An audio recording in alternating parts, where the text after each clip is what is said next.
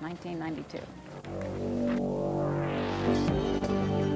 Live from KTVU and first in the Bay Area, this is the 10 o'clock news on Channel 2, the #1 primetime newscast in the country. Good evening, I'm Elaine Corral. And I'm Dennis Richmond.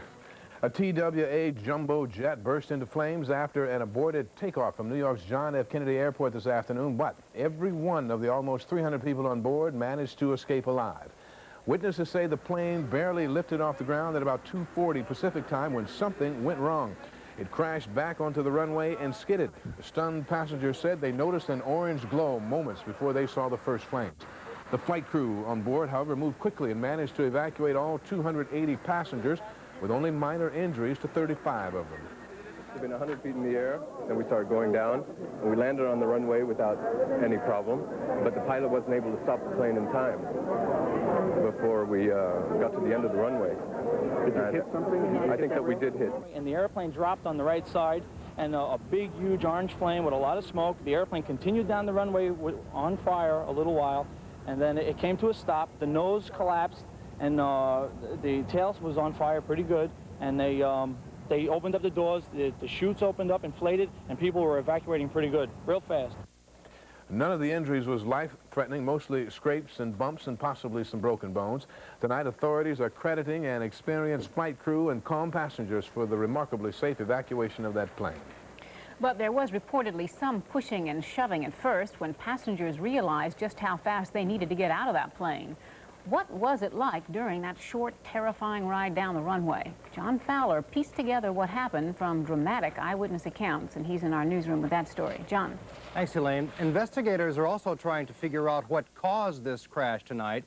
The plane is now a burned-out hulk just off the end of Kennedy Airport runway 13 right. Passengers say there was nothing unusual in the first 30 seconds of that takeoff. Then several saw the glow of flames, and the next moments were among the most frightening of their lives. You know, we landed and I thought everything was fine, and then I saw the flames and everyone freaked.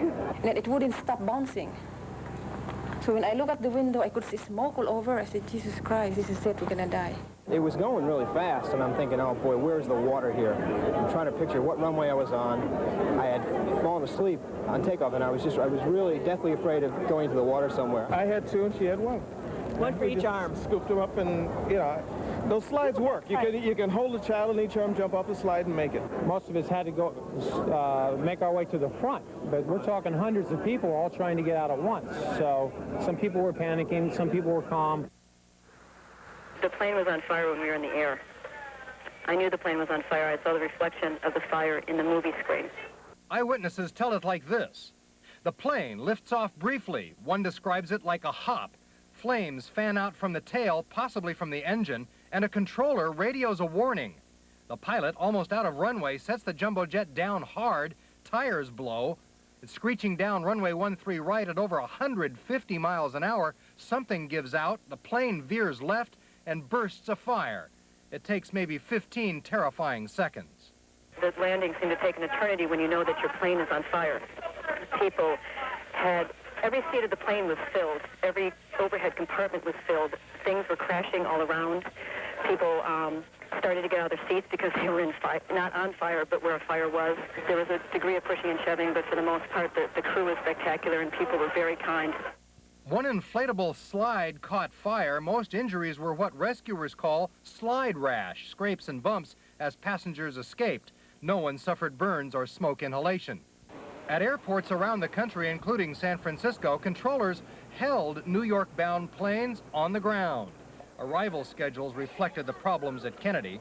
JFK is one of the biggest airports in the country, and when that goes down, there's a bit of chaos. TWA set up a room with phone lines to New York for people in San Francisco meeting passengers on Flight 843. There's also a toll-free number for passenger information, and that number is 1-800-438-9892. The early speculation on the cause of this accident centers around that rear engine on the L-1011. It is possible there may have been some kind of fuel leak in lines leading to it. The National Transportation Safety Board, the FAA, and Lockheed engineers are all on that scene tonight, looking into the physical evidence and interviewing the flight crew. The crew members are being hailed tonight as heroes for saving lives. Dennis, Elaine? John, thanks John, very thank you. much.